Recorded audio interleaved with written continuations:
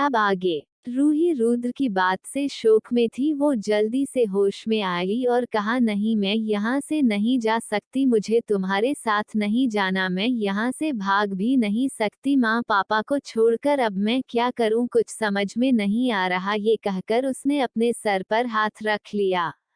एकदम से उसके चेहरे पर एक स्माइल आई और कहा, हाँ, ये हो सकता है जैसे मैं बचपन में छुप जा करती थी, क्यों ना मैं अभी छुप जाऊं, जैसे कोई भी मुझे नहीं ढूंढ पाता था वैसे ही यह डेविल भी नहीं ढूंढेगा। ये कहकर वो पूरे कमर में छुपाने के लिए जगह ढूंढने लगी। रूही, यहाँ तो कोई भी अच्छी जगह नहीं है छापने की, अब क्या करूँ, हाँ आइडिया, ये कहकर कमरे से बाहर चली गई।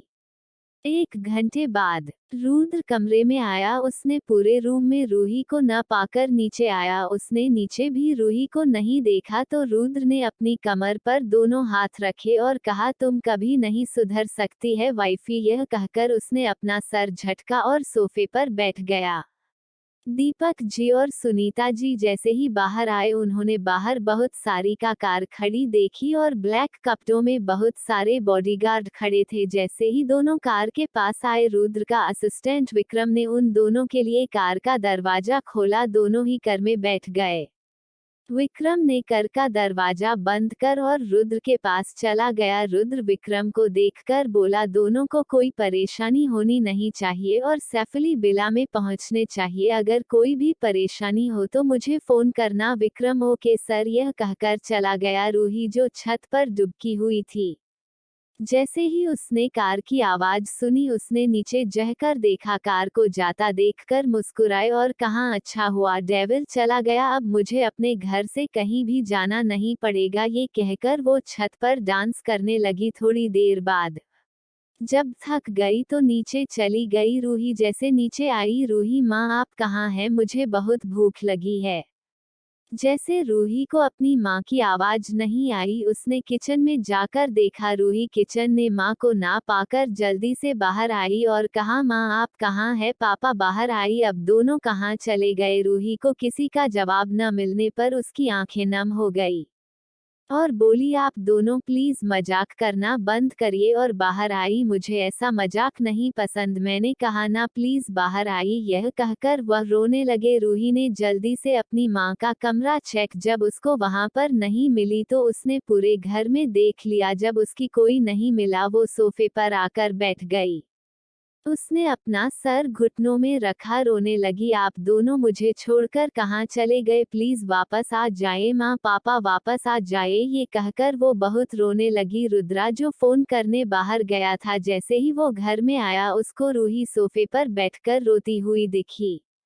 रुद्र रूही पास आया और बोला, तुम्हारा मन भर गया खेल खेलने से, ये तुम्हें और भी खेलना है, तुम चाहो तो जाकर छुपा सकती हो। जैसे ही रूही ने रुद्र की आवाज सुनी, उसने अपना सर उठाकर रुद्र को दिखा। रुद्र को देखकर जल्दी खड़ी हुई और रुद्र के सीने से लग गई। रूही प्लीज मेरे माँ पापा को वापस लाओ, मैं उनके बिना नहीं रह सकती, वह दोनों पता नहीं कहाँ चले गए। रूही ने रुद्र की तरफ देखा और कहा, तुम कुछ करो ना, मैं तुम्हारी हर बात मानूंगी, पर मेरे माँ पापा को वापस लाओ। तुम्हें पता है मैं एक बार माँ बाप से दूर हो गई हूँ, दोबारा नहीं होना चाहती, प्लीज तुम उन दोनों को ला दो। ये कहकर रुद्र का गिरवान पड़कर रोने लगी। रुद्रा ने रूही का हाथ पकड़ा और कहा, तुम्हारे माँ पापा तुम्हें छोड़कर नहीं गए हैं, वो तुम्हारे पास ही हैं। रूही, नहीं, वह मुझे छोड़कर चलेगा, देखो वह यहाँ नहीं है, वो मुझे छोड़कर चले गए। ये कहकर रोने लगे। रूही का रोना रुद्र को अच्छा नहीं लग रहा था। उसने रूही को अपनी गोद में उठाया और कमरे में ले गया। कमरे में लाकर बेड पर लेटा दिया और खुद रूही के ऊपर आ गया। रूही प्लीज मेरे माँ पापा को ला दो, वह मुझे छोड़कर चले गए।